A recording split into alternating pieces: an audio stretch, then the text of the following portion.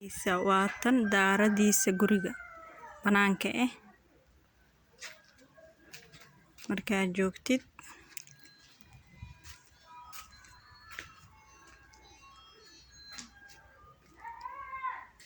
inta barso waaye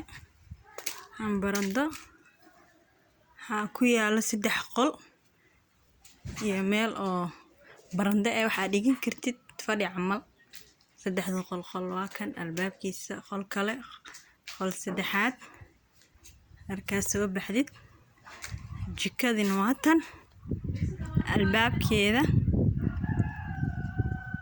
banaanka waa kan guriga aan ku dhex socdaa geeda ku yaalan geed liin ku taalo shaasna geed zeytuun ku yaalo intana dukaan waaye albaabkiisa albaabka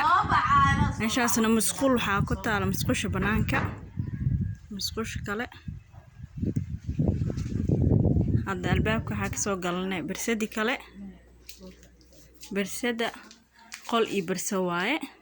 shan barsadi waaye albaabkay ku aadan tahay meeshaan albaab kale ku yaalo barsada qolkeeda qolka markaa gashid kadib waxaa leedahay gudaha albaab kale oo musqul gudaha ku taalo ujeeda musqusha meeshaana jiiro yar waaye musqusha